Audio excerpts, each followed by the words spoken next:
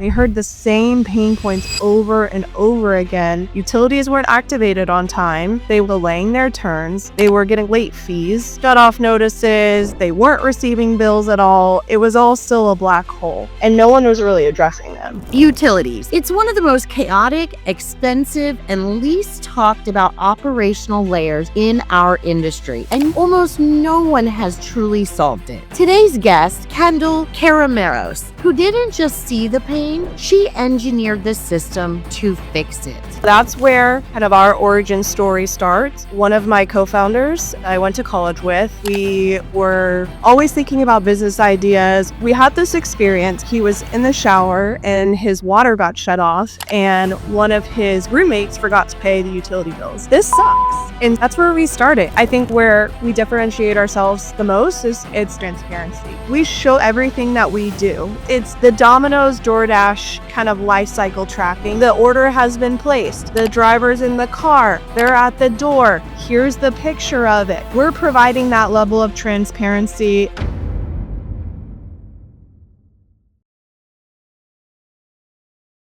So hello and welcome back to Inside the Vendor Network. Today, we are going to be talking about utilities. This story is the story of someone who looked at utility chaos and rebuilt the system from the ground up.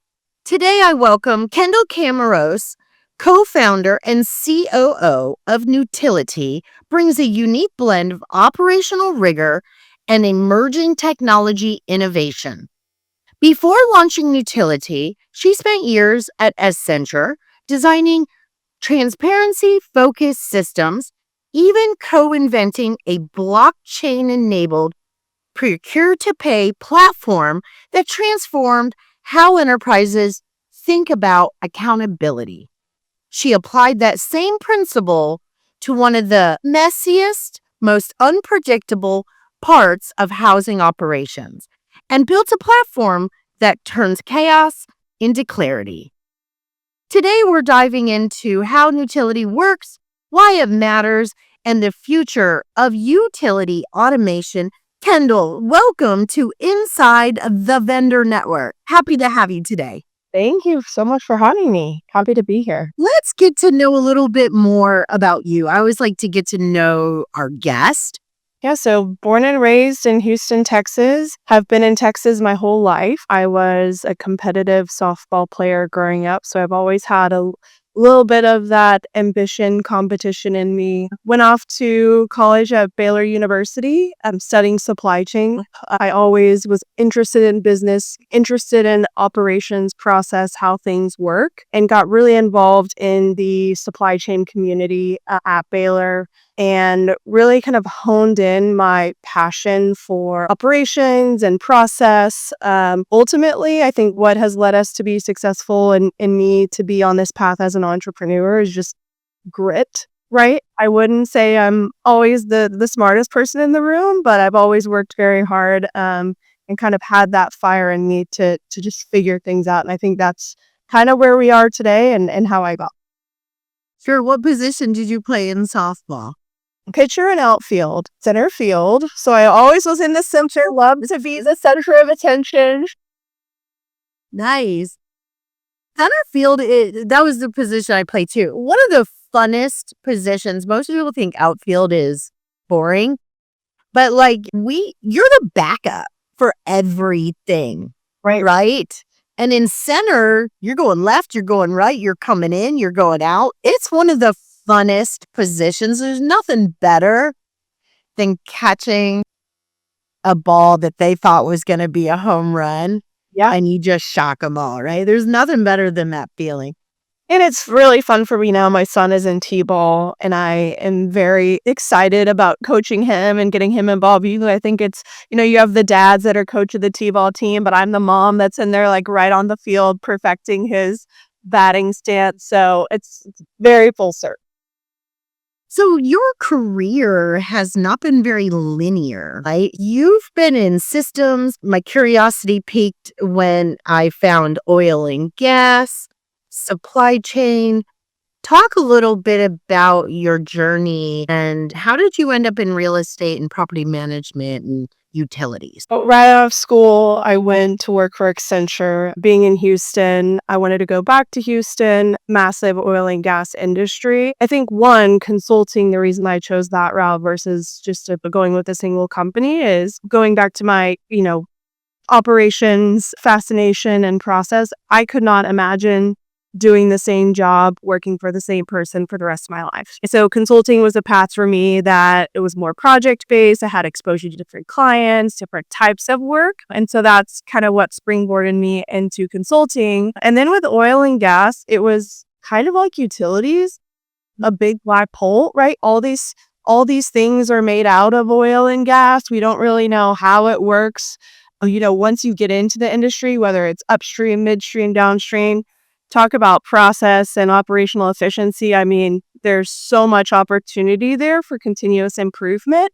And so I was also fascinated by that. I had the ability to work in kind of all sectors of oil and gas and take a look at each part of the industry and the process and figure out ways to make it better. So I did lots of process optimization, bringing technology to parts of the organization. So for the most part, I worked for a lot of the super majors, Shell, Exxon, BP, and talk about moving a mountain, right? Yeah. It takes a long time to make strides within those large organizations. And so that's where they would bring in consultants like us to drive those types of initiatives. I got a lot of exposure during that time of kind of like startups, right? Having these great ideas, building them, presenting them, but then the go-to-market within the organization and the change management. And so I think a lot of that has translated now to my experience within Nutility, dealing with some of those blockers. When you're working within big organizations like that, those are the Titanics of the world, right? So it takes forever to turn one of those ships. Persistence pays off, patience that most of us entrepreneurial spirits just don't have much of. So you learn patience if you don't already possess that skill. So I think sports leads into strategy and knowing your game, perfecting your skills. So when it's game time, you can strike when you get in front of some of those real decision makers. But it takes a while. What from your upbringing or early career still influences how you think you lead today? I think the patience is a good point you just talked about. My father is a very patient man. He was in finance. I think just as you grow up, right, the immediacy of life and expectations and how you think that your life should go and how you want your career to be doesn't always pan out. I did not set off to start a company in my mid-20s. I was patient and I learned that from him. So I think grit and patience more on the soft skills side has really paid off for me. I attribute a lot of that to him. My mother was very full of life, big energy, definitely get a lot of that from her. But then my father was nearly the exact opposite, very cool, calm, and collected. He's Army officer. So, he exemplifies all those traits of posture and patience and something at nearly 50 I'm still working on today, right? But this world doesn't make it easy to not want things now. Just even building this podcast or the shower systems, I'm 7 months into introducing the shower systems and I'm like, like, let's move, let's go.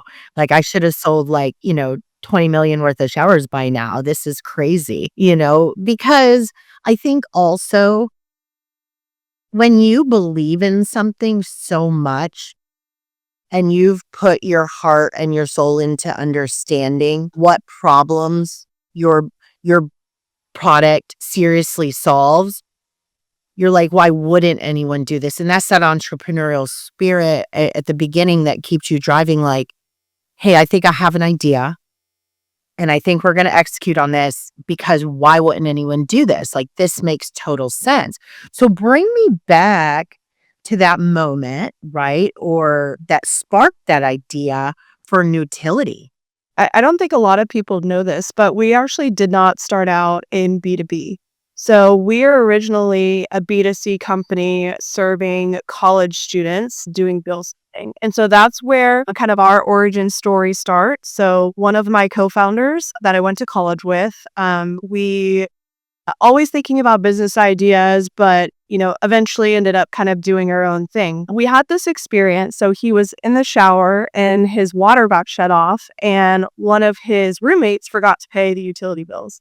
I don't know if anyone else had a similar experience, but the way utilities kind of worked in college is whose parent was wanting to take on the financial risk to let their kids' utilities be in their name, right? Because the debt follows you, you're the one that's having to get paid back through Venmo. And we're college kids. We don't have a lot of money. And at the end of the month, we're wanting to spend it on food or clothes or something like that. We're the last to pay the utility bill back, right? And that parent and family ends up getting the short end of the stick. And so we dealt with that a lot. There was a company that we used in college to kind of help facilitate it, but no one really liked it. It was cumbersome for us to use. And so we always kept going back to this idea of what impacts us? What did we have a personal, experience with? Because to your point, if you don't love what you do and you don't believe in it, I think that translates very easy, whether it's the sales process or how your product is developed. And so that's where we started. We said, okay, we graduated college. We're going to have to do this again when we have roommates in apartments as young adults. This sucks. We're Venmoing back and forth. People are writing checks to each other. I mean, it was insane. It was, early 2019, 2020, and we felt there had to be a better solution. And so that's where we spent the first 2.5 years of our business. It's building bill splitting for college students and young professionals. Brilliant. Yeah, and it was great. It took a long time to get that volume, especially in the B2C market. The way that you win is virality. We were thinking we were the next, Airbnb or Instagram, and that just wasn't the case. Our marketing looks very different. Our go-to-market looks very different. And so eventually what happened is we started getting traction in all of these college towns. And landlords would figure out that their tenants were using us. And so, a landlord or a property owner might have had multiple homes, or it was someone's parents that had to, decided to buy a couple investment properties. And so that's kind of how our name got out into the B2B space, as we started managing vacation homes and multiple homes within these college towns. And then by happenstance, again, just word of mouth and organic, we started talking to some smaller property managers and vacation rental home companies. They needed this. They had maybe 10 properties, 20 properties.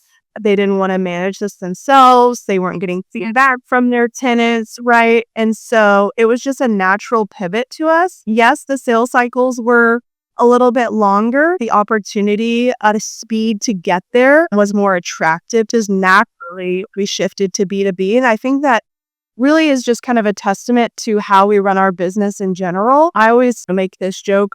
None of us think we're Steve Jobs. Like we're not building the next rocket ship like Elon Musk. We have always been driven by the customer, whether that's in the development side of our business, customer-led development. Yes, we build features, we have a product map, but really a lot of our product insights come from customer wants and wishes. And same with where we go in the market. I think even within SFR and BTR and just real estate in general, we could boil the ocean with all different types of asset classes, all different bells and whistles of features. But I think where we've done a really good job is staying focused in our lane and solving the core problem that we set out to solve at the beginning: utility activation and bill management throughout the entire life cycle of the property. That's what we continue to do, is listen to our customers, listen to the industry. So far, it's been really great for us. So you recognized something that was fundamentally broken, began to solve that problem, and then what came of that emerged your B2B go-to product that you offer today. What does it look like for you to do continued research and development to identify what those needs and those asks are that you speak of? Constantly talking to the customer. I think where a lot of companies end up having issues or things go awry is it's kind of a set it and forget it mentality. This is the products, they're onboarded, they're happy, let's move on. And so I think, especially over this last year, we've invested heavily in internally processes in account management and customer success to do those weekly, monthly check-ins to talk to the customer. And I think it, similarly resonates in the property management industry. If the resident is not talking to you, it's probably a good thing. Nothing's broken. They're paying their rent. They're not asking for a payment plan. Same goes with us. If utility bills are getting paid and there's no shutoffs or outages, there's no leaks at the property that we're having to tell them about, then all things are going good. And so I think that constant communication and checking it, a really big differentiator for us is just transparency. We don't have to talk to our customers to tell them what's going on at their property. We show them everything real time that happens with their utility accounts as we are actioning on them. And so I think this idea of sending a report or scraping data out of a system to show them something is frankly old school at this point. If you can't deliver real-time data transparency about what's going on at their property, then you're behind in the game, right? It's their data. It's their asset. And so they should know exactly what's going on at any given time. I think that has really helped us as well. If the property manager has a question, they can go see it themselves. All of the notes, all of the times that they requested activations, when it was completed, it's completely self-service. And so I think that reduces a lot of the kind of black box and misunderstanding because we provide it to them. I actually looked up this morning. I wanted to know a number. I'm going to pull that up again. 15.7 million single-family rental homes in the United States. Yeah. We've kind of anchored to like 15 to 17 million. How many utility bills per home? So we average across all of our customers, we see about 2.75. And so the way that you can kind of think about it is based on billing cycle and then required utilities in the home. So in most cases, you have electric and water, right? You might have gas, you might have separate trash, you might have sewer, or they might be bundled into one of those things. It might be paid through property taxes. And so 2.75 is kind of the number that we use. It's also the number of bills that you process each month, right? Every single billing cycle is not 28 to 30 days. Some of them might be quarterly, some of them might be biannually, and it's a lot of utility bills. There's a lot of utility bills. They're not going anywhere. And then, you have that number of units across 30 to 40,000 property managers is kind of the estimate. And that can range anywhere from someone that manages one home to 100,000 homes. So the variability across the market is huge. Let's go down to the number of utility providers, not just at the state level, not just at the city level, the municipality level. Even then you go into the PUDs and MUDs within the municipalities, right? Thousands across the US, and solving for all the different variances of how they activate, how they bill, what their policies are, what's the most efficient way to work with them. We've spent a lot of time building a database of data of how these providers operate to help us efficiently serve our customers. And I think that's a huge competitive advantage that we have. And then constantly maintaining that. Back at NHRC this past week, AI, everyone's talking about it. How do you use it? I think still one of the most fundamental problems that we have in our industry is whether it's with property descriptions or another piece of data that a prospective resident or a prospective buyer is looking for. The fact is, the owner-operators don't have all of it, right? They might have number of bedrooms, square footage, but if you're wanting to use AI to compare properties and go down to more than find me the property, find me the cheapest rental in Atlanta close to a park, you're probably only getting 1 to 2 layers deep with any sort of LLM. Then if you're going into what is my estimated utility cost, utilities at the home is not always a data parameter in any of the ILSs. A lot of times, we, as the utility management provider, are telling the property managers what utilities they have at the home because they haven't visited the property in a couple months, or there's been a resident in there for 5 years and they had no idea. We're kind of a crowdsourcer, enhance those property descriptions, put them in their internal PMSs so they know for next time. And that's just, again, one piece of the puzzle. Utilities is one piece. You have maintenance, you have leasing, you have rehabs, you have all the things. Utilities does not need to be one of them. Go spend your time and your money driving revenue, leasing the properties, optimizing maintenance, and let us handle the utilities. You said you were in your late 20. I was 24 when I started the company. That's impressive. Hey, I have a lot of smart technical people around me that have helped. My co-founder that has helped build and develop the platform. But I think all of us share one thing, and it's grit. We have really dug our heels in and been committed to making this a success. Let's get into the practical solution that you guys are really providing, because what you just said to me was there's an education in having the conversations, disrupting complacency, probably even with some of your smaller portfolio owners, in a sense of they're like, oh, I got it. It's really not that big of a deal. Is there a size of business that it makes sense to become your client? Typically, we say if you have 150, 100 or more homes, that's where utilities become cumbersome. And we suggest that you should consider a utility management solution. To your point, below that, you might be in one market that has one utility provider that manages everything. It is pretty easy. But once you start spreading across multiple geographies, you have more than 100, 150 homes. So, Kendall, at what point did you realize that this problem truly existed in the SFR BTR space? Going back to when we originally pivoted, we just started having a lot of conversations with property managers. And so they were either using an existing solution or managing, utilities in-house. And we heard the same pain points. Utilities weren't activated on time. They were, delaying their turns. They were getting a lot of late fees managing it during the vacancy.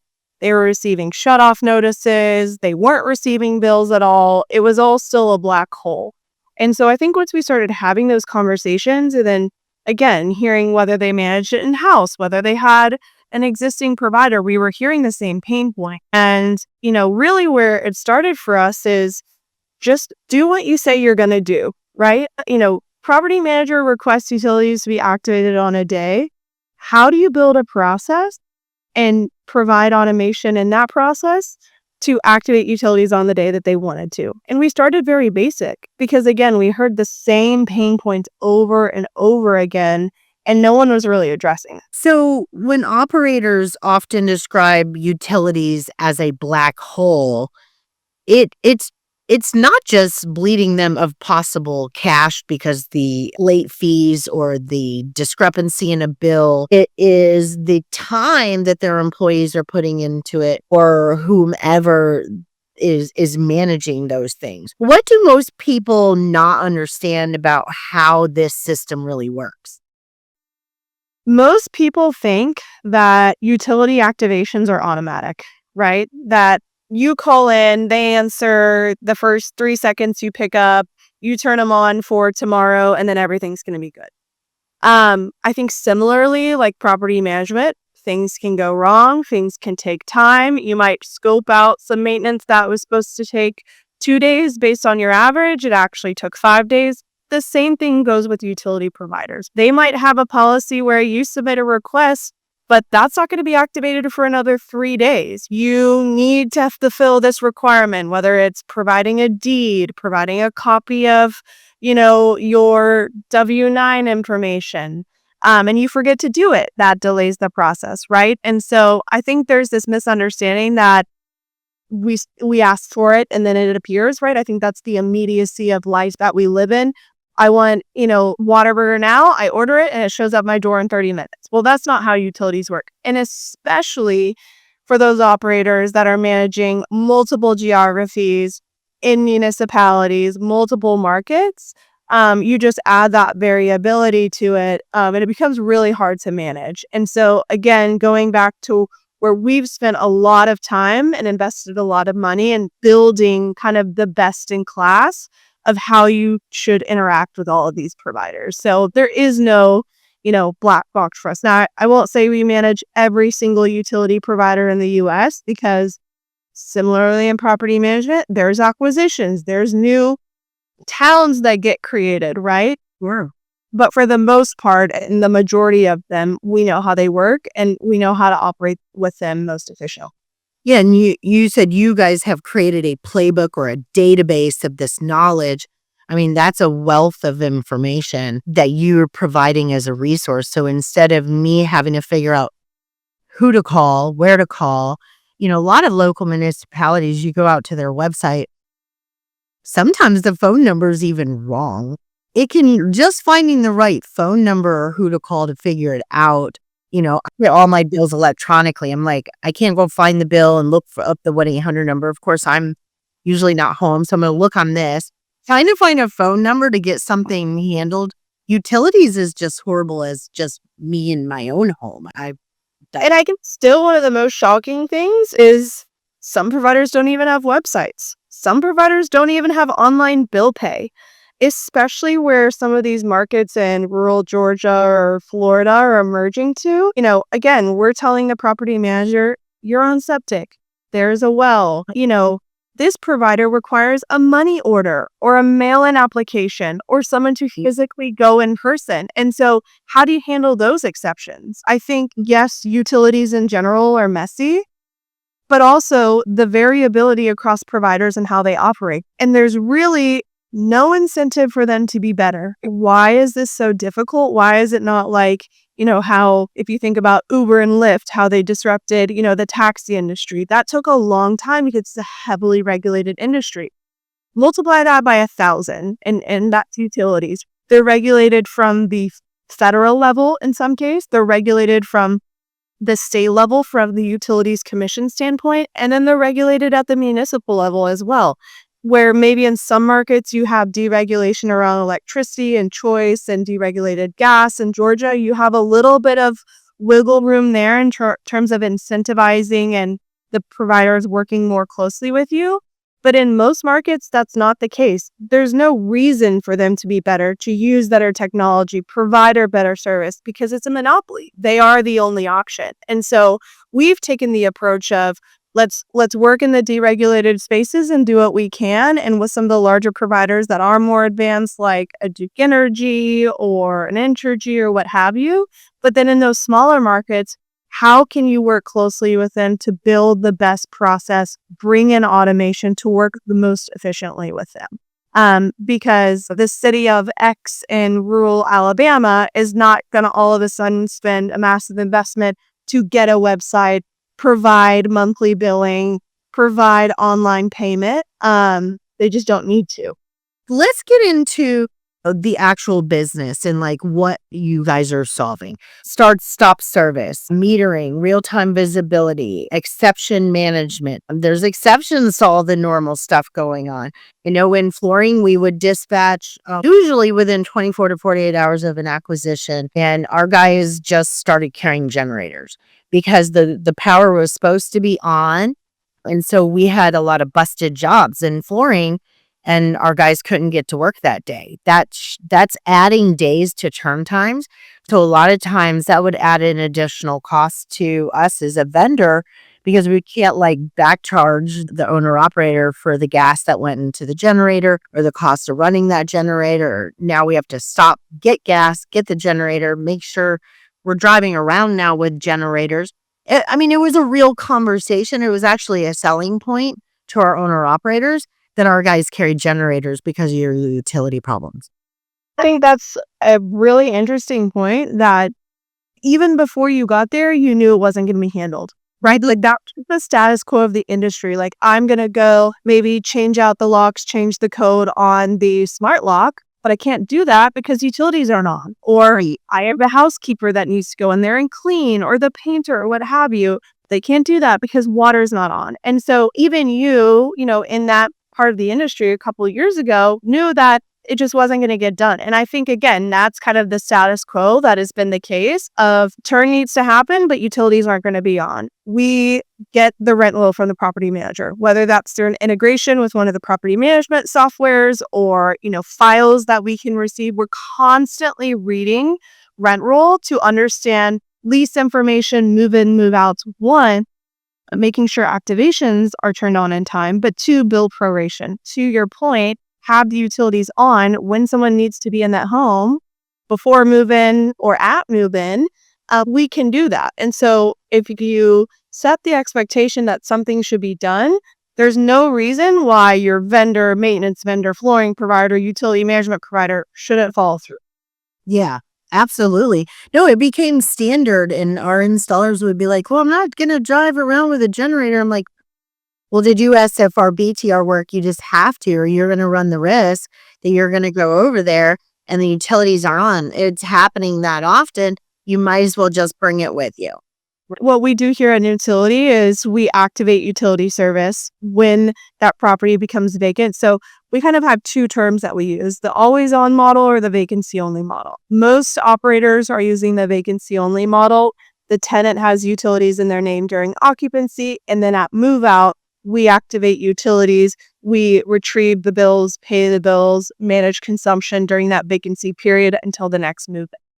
But some of our operators choose the always on model where utilities stay always on throughout the life cycle of the property. So we are activating utilities, paying the bills. We're also doing the bill back to the tenants during the occupancy, whether that again is through their property management software or we've built reconciliation reports that are, very easy to reconcile within the PMS that you use.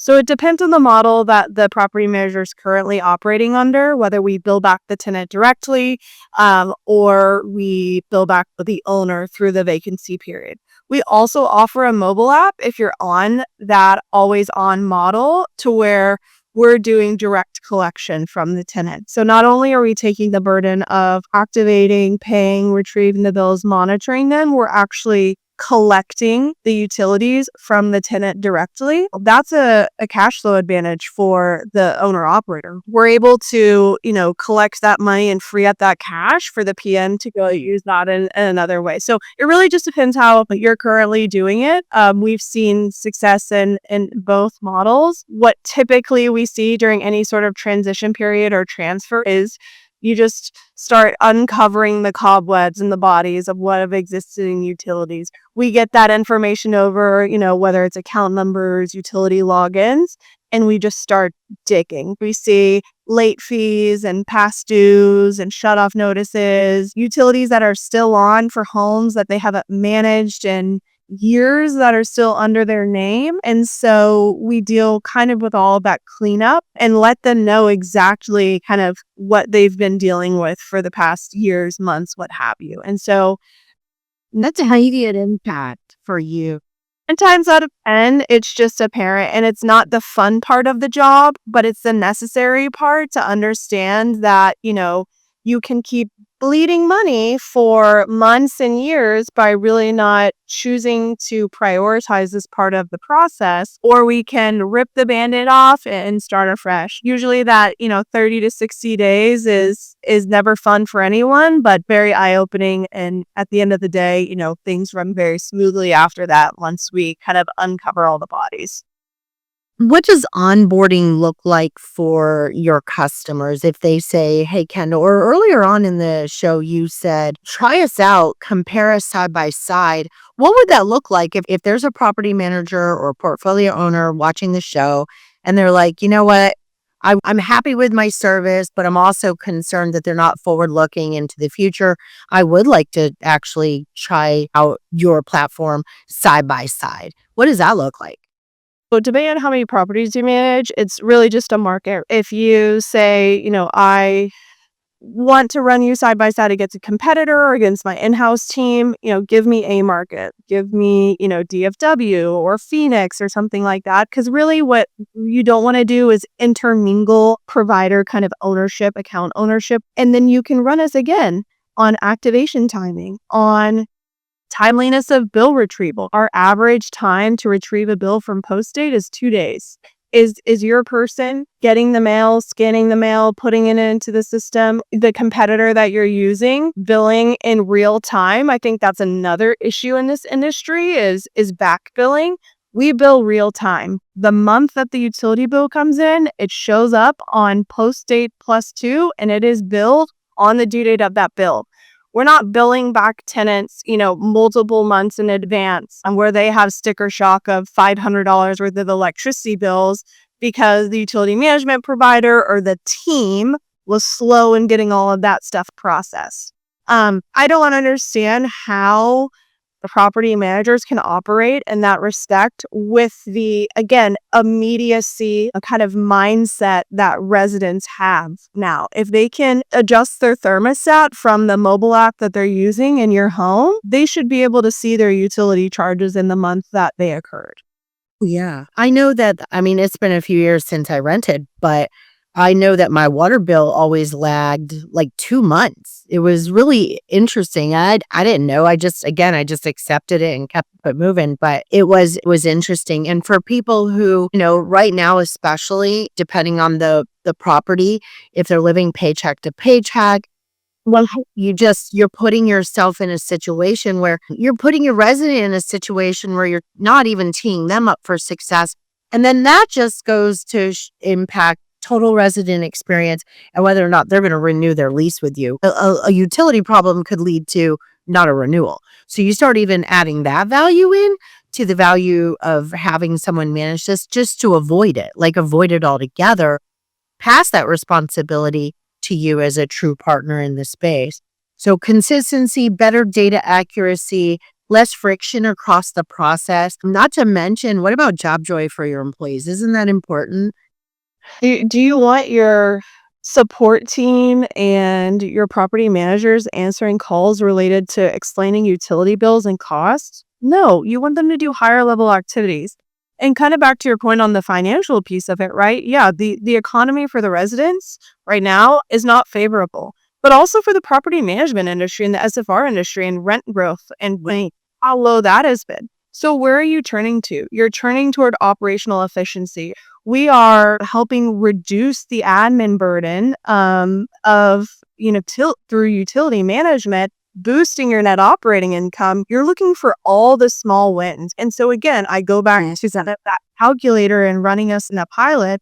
We're not asking you just to blindly trust us. We're saying do the math because there is a real return on investment that you don't know is even there until you've actually started looking. Sure. Well, like you brought up Ray Hespin yesterday, he was getting ready to go to the airport to be at Connect. I know he was a speaker there, and he was talking about Gen X and millennials making up a majority of the workforce that also makes up probably a big part of leasing and, people who are leasing homes right now. And then you've got a huge part of the population who are senior citizens. Some of them just aren't real tech savvy. This is a resource for the resident in helping them solve some issues and not get maybe even taken advantage of. Because let's face it, senior citizens they're the most susceptible to being taken advantage of because they just don't know what they don't know sometimes. And so they don't know what to ask or not. And they're very accepting and kind and nice about things because they just don't know. And there's that too. So what makes Nutility different than the other providers in this space? And how do you approach differentiating your business? Because there's some people that I know are in this industry that do part of what you do. Yeah. They don't do all of what you do. And so how are you guys navigating and communicating that compared to some competitors in the industry? We are an end-to-end utility management provider. So we're not a concierge service, and where I think on that side of the business, they are helping tenants activate utilities and then selling them ancillary services. So we are primarily serving the property manager, activating utilities, paying bills. But I think where we differentiate ourselves the most is 3 areas. It's flexibility, it's technology, and it's transparency. So we're a very flexible platform. We built a very extensive billing logic to handle lots of scenarios. And then we have robust technology. We have an external facing API. We integrate with property management softwares, and we're continuously innovating and adding new features to our platform to serve all different types of property managers and operators in all forms. And so we're a technology-enabled services company. And so we have an amazing CTO that came from Microsoft background. We have lots of developer talent on our team. And so whereas, yes, utilities is very basic from a concept standpoint, it's not rocket science. There's a lot of nuances on how you do bill proration, the type of data that you receive, all of the different feeds from the PMSs, the accounting requirements that we've spent a lot of time understanding, listening to our clients, and building a very flexible platform to account for all of those different nuances. And then transparency, right? We show you everything that we do. It's the Domino's DoorDash kind of life cycle tracking is kind of how we merit it off of. The order has been placed. The driver's in the car. They're at the door. Here's the picture of it, right? We're providing that level of transparency across all of your homes, your portfolio, for you to understand the cost, what's going on. Is something going to be delayed? Is there a requirement? Again, this is not our data. These are not our homes. We are not asset managers. You are, right? And so there's no reason why you shouldn't be able to see every single thing that's going on from a maintenance perspective, a leasing perspective, a utilities perspective. Really, we see it as, Just combining it all and giving them visibility. Tell me, they should already be able to see lower many books. I didn't know to that. Yeah, and I think lots of other vendor partners that we work well with have the same sentiment of challenging the status quo of what we've accepted in this industry. And not to say like this industry is going to turn into kind of the short-term rental Airbnb overnight. I do think you're getting there, though. I do think the expectations, and again, the math works. Right. And so the more that we're bringing all this data to light, we're aggregating it, we're understanding where cost drivers are coming from, where our opportunities lie, these decisions become a lot easier. Yeah, I might have 2 homes that I'm looking at purchasing to add into my portfolio, or 10 homes, and I can say this group of 10 homes is going to cost me longer to buy and hold, or cost me less, because look at what the utilities are. I mean, that has not been part of the underwriting buy box by any means. And it's, that would be standard. Yeah, I mean, I think top level, do you even know your utility spend? Right. Second, do you know the late fees or costs that you have that are contributing to your utility spend apart from the bill, right? I don't think people are looking at that until they start using a provider like us. Yes. Same thing in the shower systems right now. I'm asking questions like, how many showers did you replace last year? Did you go back with tile? The granular data is not there, but I think what's important is that as a valued vendor, I'm asking the question. So it's okay if you're not doing it now, but hey, this may be a data point because, oh, by the way, if there's 7 million homes and on average 2 showers per home, how many are you replacing? If the entire industry is replacing 2% of showers, that's a lot of showers being replaced every year. And then what's the maintenance costs look like? From a product standpoint to a service standpoint, the math is the answer. Sure, my product's pretty. It is going to provide a nicer experience. Someone's going to lease up that home maybe faster because it's prettier than the fiberglass and the other one I just looked at.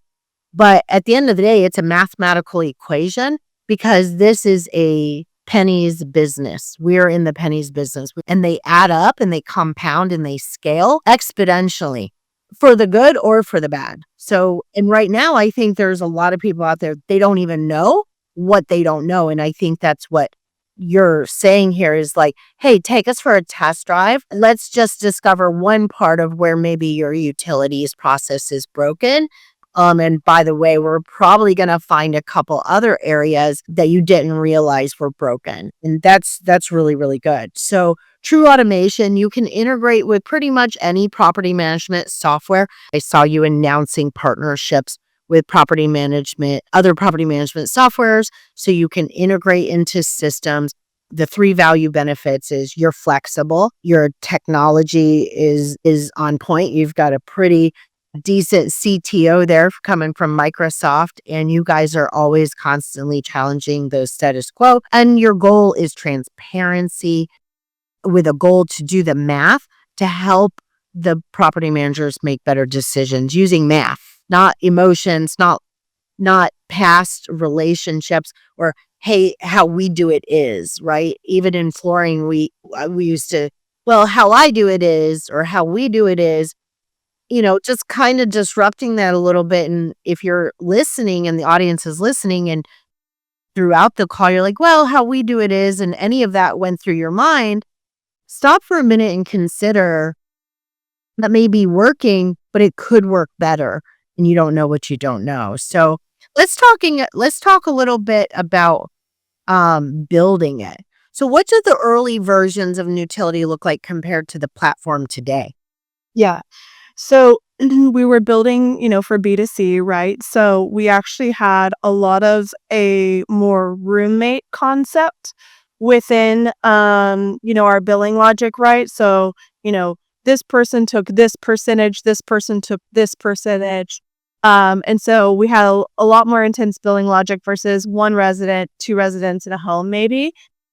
The second piece of that is we actually served a large portion of shared living. So if you're not familiar with that concept, there's companies out there that, rent out apartments by the room, right? And so that was an easy transition for us in these big cities like New York and LA, where you're renting per room. And so we served that market for a while. Again, lots of different nuances and challenges, but I think that really helped us truly figure out every single edge case almost that there could be, and then, bring it back down in a more consolidated version for the SFR BTR industry. Because we did all the weird scenario cases that you could think of with some, old buildings, 6 roommates, someone doesn't want to pay gas, someone pays water, what have you. And then we kind of, scaled that and brought it down for this part of the industry. And so, yeah, I would say our product looked very different early on than it does today. What doesn't kill you makes you stronger, as Kanye West would say.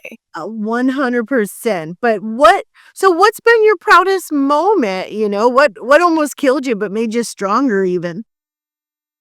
We started this business completely serving a different market. We've pivoted. Even though SFR is a newer industry, there's legacy players in this space, and not everyone is ready to adopt new vendors, new technology. I think everyone is very skeptical.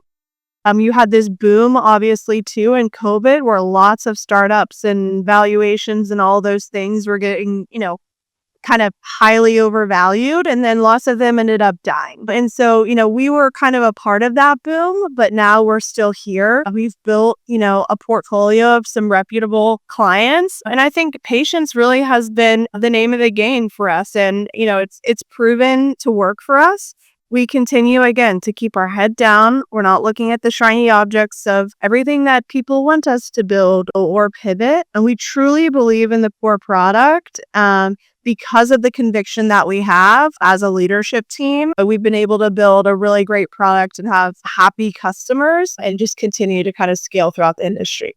Yeah, it's really easy as a new founder to chase shiny things. There's actually books written around how to stay away from the shiny things, right? Especially if you're a serial entrepreneurial and you really, really want to solve problems, you can get down some rabbit holes of like, is that really a problem? And I think that's what differentiates you. Stay focused on the basics, solving the basic problems, knowing who your customer base is, who you're going to be into whom, and then get really laser focused on that. You said that early on in this episode. So where is utility management headed in the next 3 to 5 years? What do you think? With our flexibility and technology abilities, I would love to see operators and other vendors kind of mirror that kind of behavior. I think, with some of the PMSs and other vendors that also have external APIs with other systems is just inevitable. Something that we were talking about at NHRC that I think a lot of vendors want is standardization across the industry of data and definitions and requirements, because this interconnectedness of technology is going to happen, and it's either going to happen kicking and screaming and it's going to be very painful, or we as an industry can agree and decide for some standardization across data parameters. Back in my oil and gas days, we had this concept within supply chain called a supply chain control tower. So there's all these things that you're doing in supply chain. You're doing forecasting, you're doing procurement, you're doing logistics, you're doing all these things. And so this concept of supply chain control tower as an airplane control tower is looking at all the different parts of the business. And you had this role, you had this kind of platform person that sat on top and was able to make decisions across all parts of the organization. I kind of see that for property management, but I do think it requires vendors and operators to share, to standardize for the better of the industry. I think in some cases it's going to be kicking and screaming, and others, I think other operators and vendors are really going to see the value of being interconnected for the common good of everyone. Sure. I don't know for the audience, Everresi Media does have the mastermind groups that we've been working with. We have 18 plus now owner operators participating. Of course, the top 5, your Invitation Homes, Tricon, First Keep, Progress, AMH. But we've seen Cushman Wakefield and Greystar are now participating. So these are, not just single family rental. Greystar is strong in that multifamily, but we start seeing them come into, the multifamily business sometimes looks at the SFR business and be like, you guys are so cute. We already figured all this stuff out, right? Because, but they've been around for 6 decades. We've been around a decade, and it is different. And that is why I started this podcast, because as servicing SFR BTR, I want to get a group. But what I want to do is I want to bring people like yourself on, Kendall, to talk about these things.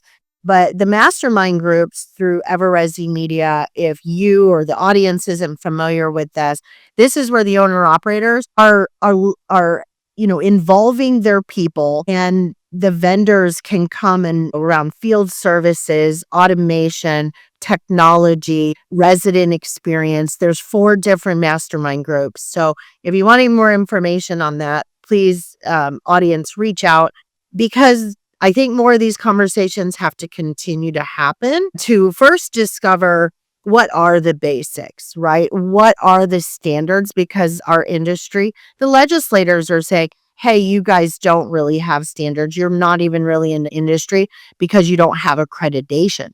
So long term, we want to put an accreditation program potentially together somehow in this industry, working within the NRHC, NARPM, IMN, all the different groups, bring it together from an agnostic perspective. Just collaborating and starting the conversations is the first part, let alone getting to an actual accreditation program. What's basic training look like as it comes to utilities? And what's the playbook? Okay, well, you outsource that. You don't keep that in-house. That's so the past, right? And that's probably what the future looks like, is like, yeah, if you have a portfolio over the size of X, here's the playbook, you outsource that. Here's the top 4, here's the top 5.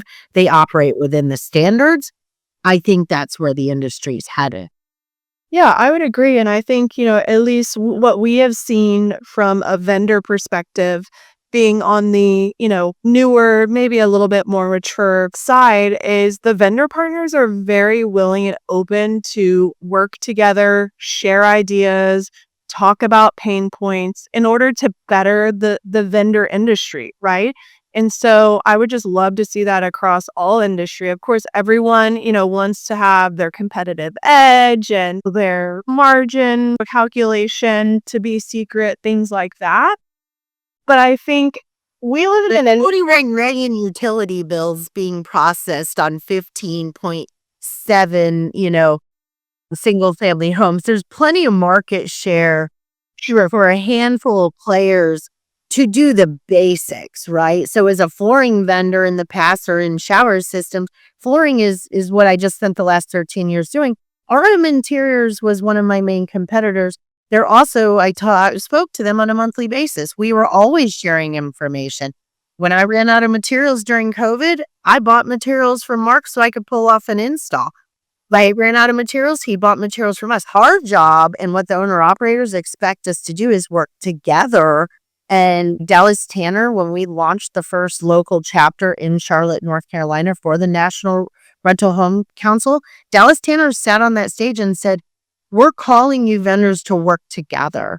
And I think we really are. And I think you're right. I think there's a lot of curiosity in this industry, and the vendors that make up this space are flexible in a sense to say, hey, this is how we do it today. But if you require or need us to do it some way, we're willing to develop that with some agreements on partnerships, and we can invest in those things to become who you need us to become. We're an extension of you.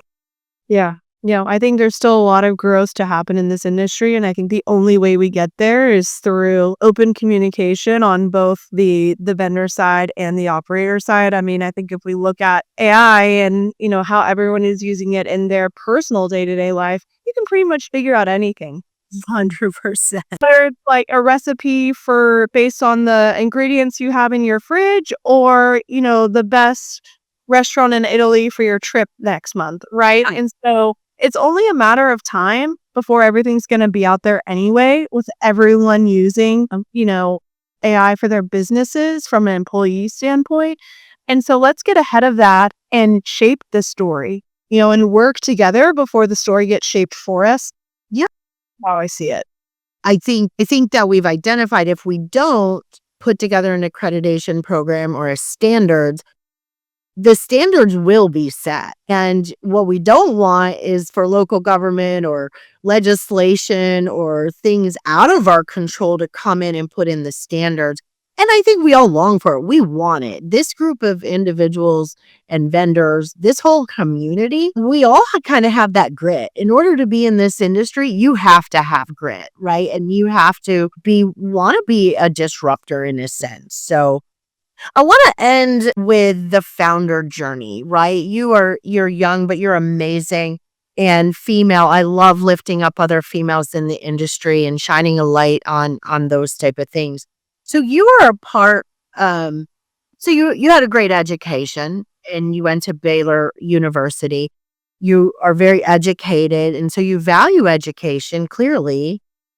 But as a founder, it is so important. I know even in my career, I've had coaches. In sports, we had coaches. It's important to have coaches and surround yourself with peers. Hampton is known for high caliber founders. Yeah. How has that shaped your leadership? How'd you get involved in Hampton? What is Hampton? Yeah, so Hampton is a founder network across, the globe. They have an amazing community of founders from all industries, first-time founders, serial founders, people that have had multiple exits to no exits at all. I got referred to Hampton by a peer, and it's a large community where you can learn from others. I think the reason why I chose Hampton, apart from other kind of professional groups, is they really focus on honesty and transparency. I think as a founder, it's difficult at times to talk to other founders, and there's not this kind of like posturing of like everything's going great all the time. We raised all the money and, we're profiting. From day one, whatever it may be. And so there was a rigorous interview process where actually the founder, Sam Parr, review all of the interview videos, and really it has to be a honest, authentic conversation that is translated to the community that they're trying to build. And in addition to kind of the larger community and access to just some of the most brilliant minds that I believe kind of in the entrepreneurial industry, you have small kind of MBA style cohort groups at a local level. So I have an amazing group of 8 other founders in Austin that I meet with on a monthly basis that, again, I'm able to talk about the company and the founder journey, lay all the cards on the table. And I think this translates whether it's within, Hampton or anywhere in the business. I think most people will say whether it's a mentor group, a mentor, friends that you find in the industry, the most value that you get out of someone like that and they get out of you is just honesty and transparency. And so that's just for me, and maybe it's a Southern Texas quality, but it's always kind of been my status quo of this is who I am. You get what you get. There's no facade here. I mean, I wish I cared a lot about, posturing and pretending to be someone else, but I'm honest to a fault. Kendall. I'm just me. There's really nothing more else here. And so I really valued that from a professional standpoint as well, learning from other leaders who have gone through similar things that I have, the ups, the downs. And so it's been monumental for me to have kind of support group and people that have been ahead from me, especially as a younger founder, as a woman. Even in softball, I always played, a level up. If I was 10, I was playing in 12U. And so really where I've always thrived is in, higher caliber experiences or higher caliber people. I like to think that I'm book smart, but I feel I learn the best through experiences. It's great to read about people that have done great things and learn about how they've done it, but I like to sit side by side, fail a bunch, and then figure it out. And I think that's kind of been a theme throughout my entire life. And so really being around people who have had a similar journey and learn from them has been, awesome. Yeah, reading books about people who got to the finish line and were very successful, I always find myself sitting there saying, but how? What did they do? I want to get into the nitty-gritty of it. Well, good for you for investing in yourself. I think that's one of the biggest skills that when you read these books about people who are successful, that's what they did. They found people in rooms that were smarter than them. And they had the humility to show up and be really authentic and say, hey, I don't know. I'm not sure. And you need a space as a founder where you can go and have that flex ability to do that and go in there and have other people pour into you, because as a founder, you're pouring into all of your people on a daily basis. You're casting vision and all the things. So all right, so lightning round. I'm going to throw you a couple curveballs because I thought about this one this morning when I was preparing for this show. We're getting ready for Thanksgiving. Do you do turkey or something else? I do turkey. I'm usually the cook, so I don't have a lot of time these days because I have 2 littles at home, but I love to cook the turkey. I brine it. I have the whole recipe.